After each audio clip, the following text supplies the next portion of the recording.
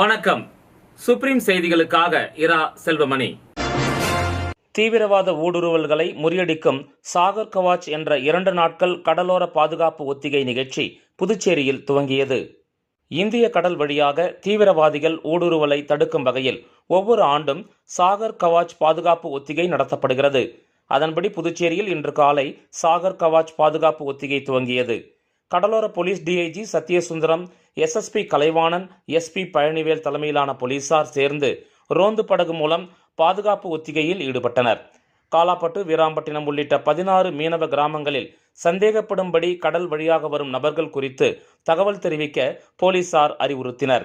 ரோந்து படகு பழுதால் கடந்த ஓராண்டாக கடலோர போலீசார் கோஸ்ட் கார்டு படகுகளில் சென்று தாங்களும் ரோந்து செல்வதாக பதிவு செய்து வருகின்றனர். அப்போது ஒரு படகில் வந்த மீனவர்களிடம் அடையாள அட்டைகள் ஏதும் இல்லை.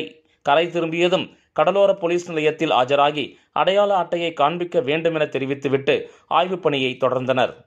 ஃபிஷர்மேன் கம்யூனிட்டியை இன்வால்வ் பண்ணுறது தான் மெயின்.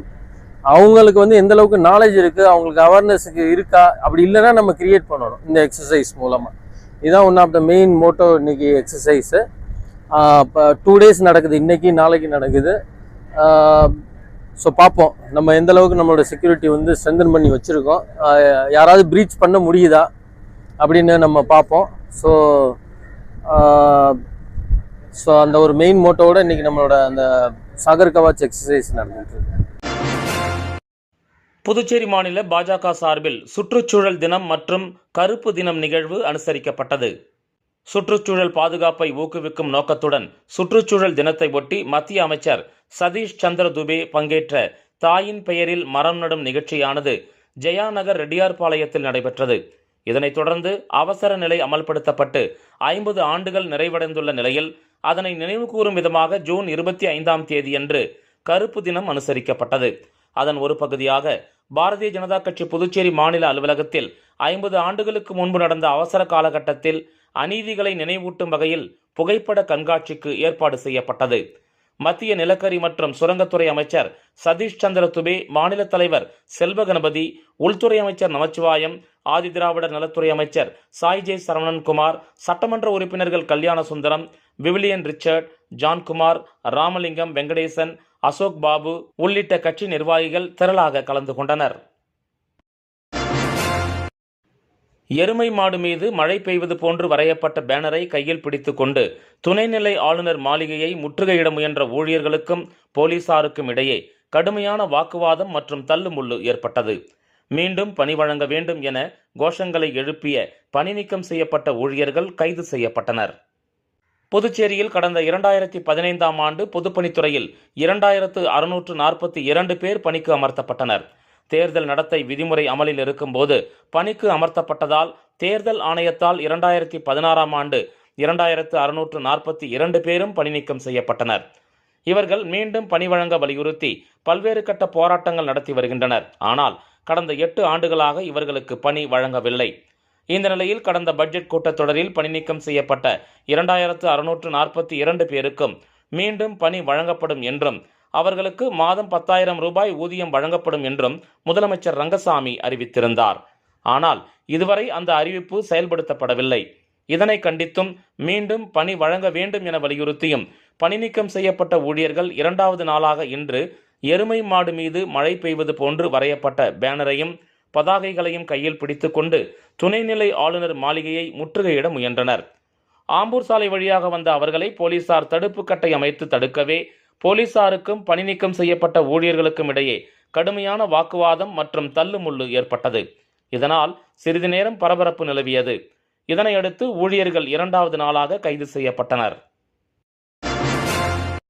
புதுச்சேரியில் கேரள முதலமைச்சர் பினராயி விஜயன் மற்றும் கல்வி அமைச்சர் சிவன்குட்டியை கண்டித்து அவர்களது உருவப்படத்தை ஏபிவிபி மாணவர் அமைப்பினர் தீ வைத்து எரிக்க முயன்றபோது போலீசாருக்கும் மாணவர்களுக்கும் இடையே கடுமையான தள்ளுமுள்ளு ஏற்பட்டது. கேரளாவில் கடந்த 18ஆம் தேதி அகில பாரதிய வித்யார்த்தி பரிஷத் மாநில செயலாளர் ஈஸ்வர பிரசாத் தலைமையிலான குழுவினர் கேரள கல்வி அமைச்சர் சிவன்குட்டியை நேரில் சந்தித்து PM ஸ்ரீ திட்டத்தை உடனடியாக நடைமுறைப்படுத்துமாறு வலியுறுத்தினர். ஆனால் கேரள கல்வித்துறை அமைச்சர் இதனை ஏற்க மறுத்ததால் மாநிலம் முழுவதும் ஏபிவிபி அமைப்பினர் கண்டன கோஷங்களை எழுப்பி போராட்டங்களை நடத்தினர். இந்த நிலையில் கடந்த 21ஆம் தேதி இரவு திருவனந்தபுரம் ரயில்வே நிலையம் அருகே உள்ள உணவகத்திற்கு மாநில செயலாளர் ஈஸ்வர பிரசாத் சென்றபோது அவரை SFI மாணவர் அமைப்பினர் தாக்கியதாக கூறப்படுகிறது. இதற்கு எதிர்ப்பு தெரிவித்து கேரள மாநிலம் முழுவதும் போராட்டங்கள் நடைபெற்று வரும் நிலையில் அவர்களுக்கு ஆதரவாக புதுச்சேரியில் உள்ள அகில பாரதிய வித்யார்த்தி பரிஷத் அமைப்பின் ஒருங்கிணைப்பாளர் தீபன் கோகிலா தலைமையில் அண்ணா சிலை அருகே கண்டன ஆர்ப்பாட்டத்தில் ஈடுபட்டனர். அப்போது கேரள முதலமைச்சர் பினராயி விஜயன் மற்றும் கல்வி அமைச்சர் சிவன்குட்டியின் உருவப்படத்தை எரிக்க முயன்றனர். இதனை போலீசார் தடுக்கவே இரு தரப்பினருக்கும் இடையே கடுமையான தள்ளுமுள்ளு ஏற்பட்டது. இதனையடுத்து மாணவர் அமைப்பினரை போலீசார் காவல் நிலையம் இழுத்துச் சென்றனர். ஆனால் காவல் நிலையத்திலும் மாணவர் அமைப்பினர் தொடர்ந்து கோஷங்கள் எழுப்பியதால் சிறிது நேரம் பரபரப்பு நிலவியது. புதுச்சேரி பள்ளிக்கல்வித்துறை மற்றும் ஆதிதிராவிடர் நலத்துறை சார்பில் SC/ST மாணவர்களுக்கான கல்வி உதவித்தொகை கருத்தரங்கம் கல்வித்துறை வளாகத்தில் நடைபெற்றது. புதுச்சேரி பள்ளிக்கல்வித்துறை மற்றும் ஆதிதிராவிடர் நலத்துறை ஆகியன இணைந்து SC/ST மாணவர்களுக்கான மத்திய மற்றும் மாநில கல்வி உதவித்தொகை திட்டங்கள் பற்றிய கலந்தாய்வு கருத்தரங்கை கல்வித்துறையில் நடத்தின. கருத்தரங்கை ஆதிதிராவிடர் மற்றும் பழங்குடியினர் நலத்துறை செயலர் முத்தம்மா துவக்கி வைத்தார். பள்ளி கல்வித்துறையின் செயலர் பிரியதர்ஷினி வரவேற்றார். ஆதிதிராவிடர் நலத்துறை இயக்குனர் இளங்கோவன் முன்னிலை வகித்தார். இதில் மத்திய கல்வி உதவி திட்டங்களான NSP மற்றும் மாநில கல்வி உதவித்தொகை திட்டமான முழு கல்வி உதவித்தொகை வழங்கும் திட்டம் மற்றும் பிற கல்வி உதவி திட்டங்கள் பற்றிய விளக்கங்கள் மற்றும் சந்தேகங்கள் தெளிவுபடுத்தப்பட்டன. எந்தெந்த உதவித்தொகை யார் யாருக்கு பொருந்தும் என விளக்கப்பட்டது. மேலும் ஏழை எளிய ஆதிதிராவிடர் மற்றும் பழங்குடியின மாணவர்களின் கல்வித்தரத்தை வலுப்படுத்த மத்திய மற்றும் மாநில அரசுகள் எடுத்து வரும் பல்வேறு திட்டங்கள் மற்றும் அவர்களுக்கான தங்கும் விடுதிகள் பற்றிய விழிப்புணர்வு ஏற்படுத்தப்பட்டது. இக்கருத்தரங்கில் இணை இயக்குனர் சிவகாமி, துணை இயக்குனர் கௌரி, முதன்மை கல்வி அதிகாரி குலசேகரன், துணை இயக்குனர் ராமச்சந்திரன், துணை வட்ட ஆய்வாளர் அனிதா, சாந்தி வாஞ்சிநாதன், திருவரசன், புவியரசன் ஆகியோர் பங்கேற்றனர். கண்காணிப்பாளர் தேவி நிறைவாக நன்றி கூறினார். முருங்கப்பாக்கத்தில் விடுபட்ட பகுதிகளுக்கு ரூபாய் 34,35,000 செலவில் சிமெண்ட் சாலை அமைக்கும் பணியை சட்டமன்ற உறுப்பினர் பாஸ்கர் என்கிற தட்சிணாமூர்த்தி பூமி பூஜை செய்து தொடங்கி வைத்தார். புதுச்சேரி அரசு பொது சுகாதார கோட்டம் நகர குடிநீர் பிரிவு உட்கோட்டம் சார்பில் முருங்கப்பாக்கத்தில் விடுபட்ட பகுதிகளான சேத்திலால் நகர் மற்றும் முருங்கப்பாக்கம் பகுதிகளில் உள்ள சிமெண்ட் சாலைகளை மறுசீரமைப்பு செய்து மேம்படுத்தும் பணிகளுக்காக ரூபாய் 34,35,000 திட்ட மதிப்பீட்டு செய்து அதற்கான பணி ஆணை பெற்று அப்பணியை தொடங்குவதற்கான பூமி பூஜை விழா நடைபெற்றது. இதில் சட்டமன்ற உறுப்பினர் பாஸ்கர் என்கிற தட்சிணாமூர்த்தி கலந்து கொண்டு பூமி பூஜை செய்து பணியை தொடங்கி வைத்தார். மேலும் இந்த நிகழ்ச்சியில் பொதுப்பணித்துறை பொது சுகாதார கோட்ட செயற்பொறியாளர் வாசு, உதவி பொறியாளர் சுந்தரி, இளநிலை பொறியாளர்கள் தணிகைவேல், செல்வி, தேவி பாரதி மற்றும் அப்பகுதி முக்கிய பிரமுகர்கள், ஊர் பொதுமக்கள் பலர் கலந்து கொண்டனர். மேலும் இந்த திட்டத்தின் மூலம் முருங்கப்பாக்கத்தில் விடுபட்ட பகுதிகளான சேத்திலால் நகர் மற்றும் பழைய முருங்கப்பாக்கம் பகுதிகளைச் சேர்ந்த சுமார் 3000 மக்கள் பயனடைவர். விளம்பர இடைவேளைக்கு பிறகு செய்திகள் தொடரும். புது உலகம், புது வாழ்க்கை, அதை ஒரு இளவரசியை போல கடந்து செல்லணும். அதுக்கு நம்மளை அலங்கரிக்க முகல் காலகட்டத்தின் கலாச்சாரத்தை தழுவி அற்புதமான தங்க நகைகளை மெஹஃபில் கலெக்ஷனாக உருவாக்கி தருது ஜோசா லூகாஸ். மெஹஃபில், இனி மனங்களை வெல்லலாம். Mehfil, classical Mughal design jewelry from Josa Lucas. புது உலகம், புது வாழ்க்கை, அதை ஒரு இளவரசியை போல கடந்து செல்லணும். அதுக்கு நம்மளை அலங்கரிக்க முகல் காலகட்டத்தின் கலாச்சாரத்தை தழுவி அற்புதமான தங்க நகைகளை மெஹஃபில் கலெக்ஷனாக உருவாக்கி தருது ஜோசா லூகாஸ். மெஹஃபில், இனி மனங்களை வெல்லலாம். Mehfil, classical Mughal design jewelry from Josa Lucas. வெற்றியை தாரக மந்திரமாக கொண்டு இன்றைய மாணவர்களை நாளைய வல்லுநர்களாக உருவாக்கி கொண்டிருக்கும் சௌமியா பாராமெடிக்கல் இன்ஸ்டிடியூட். மருத்துவம் சார்ந்த வேலை வாய்ப்பு கல்விகள். NEET repeated courses for all batches. Admissions going on.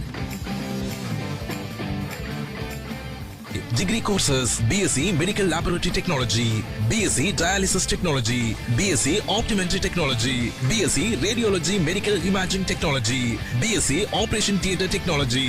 Diploma courses later entry மூலம் direct second year. Uniform, record, lab coat முற்றிலும் இலவசம். படிக்கும் போதே பகுதி நேர வேலை வாய்ப்புக்கு உத்தரவாதம். 100% அரசு தர சான்றிதழ் வழங்கப்படும். டிப்ளமோ கோர்சஸ் ஃபீஸ் ரூபாய் 10,000 மட்டுமே. தவணை முறையிலும் கட்டணத்தை செலுத்தலாம். புதுவையில் ஊதியத்துடன் பயிற்சி தரும் ஒரே கல்வி நிறுவனம்.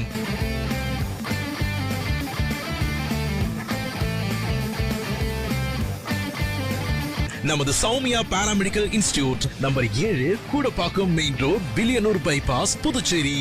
For contact 8220931846. புதுச்சேரி கூட்டுறவுத்துறையில் இளநிலை ஆய்வாளர் பதவிக்கான பணி ஆணைகளை முதலமைச்சர் ரங்கசாமி வழங்கினார். புதுச்சேரி அரசு கூட்டுறவுத்துறை வெளியிட்டுள்ள செய்திக்குறிப்பில், புதுச்சேரி அரசு கூட்டுறவுத்துறையின் கீழ் நேரடி நியமனத்திற்காக 15/12/2024 அன்று நடத்தப்பட்ட இளநிலை ஆய்வாளர் பதவிக்கான எழுத்துத் தேர்வில் 38 நபர்கள் தேர்வு செய்யப்பட்டதாகவும், தேர்வு செய்யப்பட்டவர்களில் பல்வேறு காரணங்களுக்காக சிலர் அப்பணியில் சேராததால் காத்திருப்பு பட்டியலில் இருந்த 8 நபர்களுக்கு முதலமைச்சர் ரங்கசாமி அவர்கள் இன்று தனது அலுவலகத்தில் இளநிலை ஆய்வாளர் பதவிக்கான பணி ஆணைகளை வழங்கினார். இந்த நிகழ்ச்சியின் போது சட்டப்பேரவைத் தலைவர் செல்வம், கூட்டுறவு சங்கங்களின் பதிவாளர் யஷ்வந்த் ஐயா மற்றும் துறை அதிகாரிகள் கலந்து கொண்டனர். மணவெளி சட்டமன்ற தொகுதி பூரணாங்குப்பம் கிராமத்தில் உள்ள ஸ்ரீ திரௌபதி அம்மன் ஆலய பிரம்மோற்சவ நிகழ்ச்சியின் முதல் நாளில் சட்டப்பேரவைத் தலைவர் செல்வம் அவர்கள் கலந்து கொண்டு சாமி தரிசனம் செய்தார்.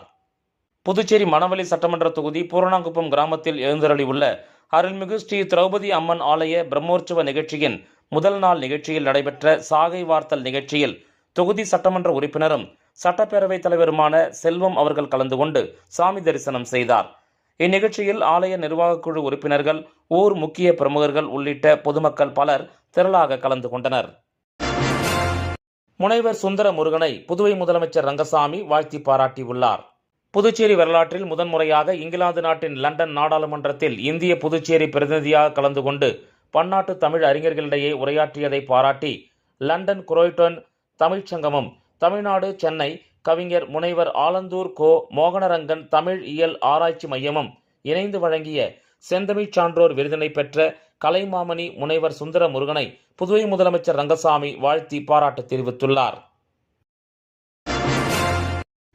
தொகுதி வளர்ச்சிப் பணிகளை முடிக்க அதிகாரிகளை நேரில் களத்தில் அழைத்துச் சென்று அனிபால் கென்னடி எம்எல்ஏ குறைபாடுகளை சுட்டிக்காட்டினார். புதுச்சேரி உப்பளம் தொகுதியில் உள்ள பெரியபள்ளி, வீரர்வெளி உள்ளிட்ட பல பகுதிகளில் நடைபெறும் வளர்ச்சிப் பணிகளை நேரில் ஆய்வு செய்யும் பணியில் திமுக தொகுதி சட்டமன்ற உறுப்பினர் அனிபால் கென்னடி அவர்கள் நேரில் சென்று நகராட்சி செயற்பொறியாளர் சிவபாலன், இளநிலை பொறியாளர் சண்முகம், ஆய்வாளர்கள் ரவிச்சந்திரன், தனசேகரன் மற்றும் பொதுப்பணித்துறை இளநிலை பொறியாளர் சங்கர் ஆகியோருடன் ஆலோசனை மேற்கொண்டார். வஉசி வீதி, மோரிசன் வீதி, அப்பாவு மேஸ்திரி வீதி, பாண்டியன் சந்து, லத்தீப் சந்து உள்ளிட்ட பகுதிகளில் சாலை, பாதாள வடிகால் மற்றும் வாய்க்கால் பணி குறைபாடுகளை அதிகாரிகளுடன் நேரில் சென்று ஆய்வு செய்து உடனடியாக நடவடிக்கை எடுக்க வேண்டுமென சட்டமன்ற உறுப்பினர் வலியுறுத்தினார். பின்னர் திமுக தொகுதி அலுவலகத்தில் நடைபெற்ற ஆலோசனைக் கூட்டத்தில் நேதாஜி நகர் 1 பகுதியில் அசோகன் வீதியில் புதிய சாலை அமைப்பது, நேதாஜி நகர் 2 மற்றும் கன்னிபாய் தோட்டம் பகுதியில் அங்கன்வாடி மையம் அமைப்பது, புறாக்குளம் தூர் வாருதல் மற்றும் கருமாதி கொட்டகைக்கு வழியில் பாதுகாப்பு கதவு அமைப்பது உள்ளிட்ட வேலைகளை விரைவாக நிறைவேற்ற வேண்டுமென கேட்டுக்கொண்டார். மேலும் குபேர் கல்யாண மண்டப பணிகளை விரைவில் முடிக்க அதிகாரிகளை சட்டமன்ற உறுப்பினர் வலியுறுத்தி கேட்டுக்கொண்டார். இந்த நிகழ்ச்சியில் தொகுதி செயலாளர் சக்திவேல், அவைத்தலைவர் ஹரிகிருஷ்ணன், தொகுதி துணை செயலாளர்கள் ராஜி, நிசார், மாநில மீனவரணி துணை அமைப்பாளர் விநாயகமூர்த்தி, கிளை செயலாளர்கள் செல்வம், சந்துரு, இருதயராஜ், ராகேஷ் மற்றும் கழக நிர்வாகிகள் அஜித், ராஜி, ரகுமான் உள்ளிட்டோர் கலந்து கொண்டனர். மரக்காணம் அருகே ஞானக்கல்மேடு அருள்மிகு ஸ்ரீ சுயம்பு பூதகாளி அம்பாள் திருக்கோயிலில் ஆனி மாத அமாவாசையை முன்னிட்டு தீச்சட்டி எடுத்தல் விழா நடைபெற்றது. விழுப்புரம் மாவட்டம் வானூர் சட்டமன்ற தொகுதிக்கு உட்பட்ட மரக்காணம் அருகே உள்ள ஞானக்கல்மேடு கிராமத்தில் அமைந்துள்ள ஸ்ரீ சுயம்பு பூதகாளி அம்பாள் திருக்கோயிலில் ஆனி மாத அமாவாசையை முன்னிட்டு தீச்சட்டி எடுத்தல் விழா நடைபெற்றது. இதில் சுற்று வட்டாரத்தைச் சேர்ந்த 10க்கும் மேற்பட்ட கிராம மக்கள் கலந்து கொண்டு தீ மூட்டி கற்பூரம் ஏந்தி தீச்சட்டி எடுத்து தங்களது வேண்டுதலை நிறைவேற்றினர். முன்னதாக பிரம்மதேசம் வெங்கடேசன் குருக்களால் சிறப்பு யாகசாலை பூஜைகள் நடைபெற்றது. அதனைத் தொடர்ந்து அம்மனுக்கு பல்வேறு பழங்கள் மற்றும் வாசனை திரவியங்களால் அபிஷேக ஆராதனையும் மற்றும் கலச நீர் அபிஷேகமும் செய்யப்பட்டது. இந்த நிகழ்ச்சிக்கான ஏற்பாடுகளை முன்னாள் வானூர் ஒன்றிய பெருந்தலைவர் VMR சிவா தலைமையில் பக்தர்கள் சிறப்பாக செய்திருந்தனர். இதில் உபயதாரர் திருவண்ணாமலை திருஞான சம்பந்தம் விஜயலட்சுமி குடும்பத்தினர், எறையூர் ரவிச்சந்திரன் புனிதா குடும்பத்தினர் கலந்து கொண்டனர். இந்த நிகழ்ச்சியில் கிளியனூர் மேற்கு ஒன்றிய செயலாளர் புஷ்பராஜ், கொந்தமூர் தலைவர் சிவக்குமார், துருவை முன்னாள் தலைவர் முத்துவேல், கீழ்கொத்தப்பாக்கம் ஐயப்பன், நல்லாவூர் ஜெயராமன், தேர்குணம் கிருஷ்ணராஜ், காரட்டை ஜோதி பிரகாஷ், விநாயகம், ஞானக்கல்மேடு புருஷோத்தமன், தென்கோடிப்பாக்கம் நந்தன், ஓமிப்பூர் பம்பைமுத்து உட்பட சுற்று வட்டாரத்தைச் சேர்ந்த ஏராளமானோர் மற்றும் பொதுமக்கள் கலந்து கொண்டு சிறப்பித்தனர். இதனைத் தொடர்ந்து விழாவில் கலந்து கொண்ட பக்தர்கள் அனைவருக்கும் இரவு உணவு வழங்கப்பட்டது.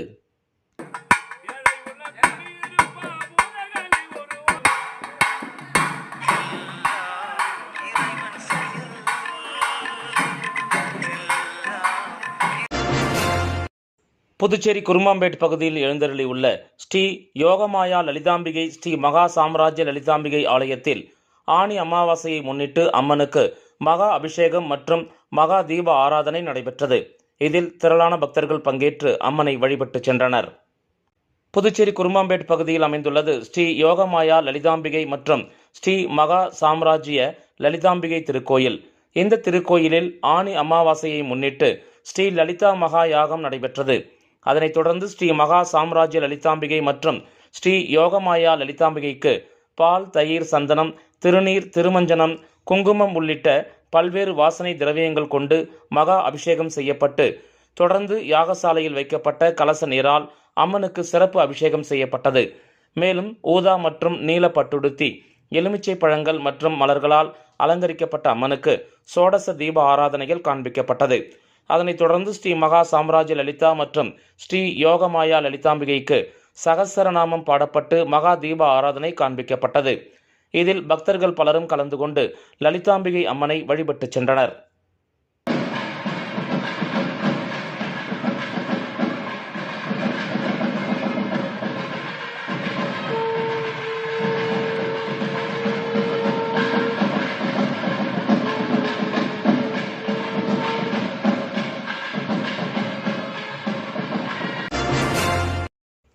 முருங்கப்பாக்கத்தில் விடுபட்ட பகுதிகளுக்கு ரூபாய் 34,35,000 செலவில் சிமெண்ட் சாலை அமைக்கும் பணியை சட்டமன்ற உறுப்பினர் பாஸ்கர் என்கிற தட்சிணாமூர்த்தி பூமி பூஜை செய்து தொடங்கி வைத்தார்.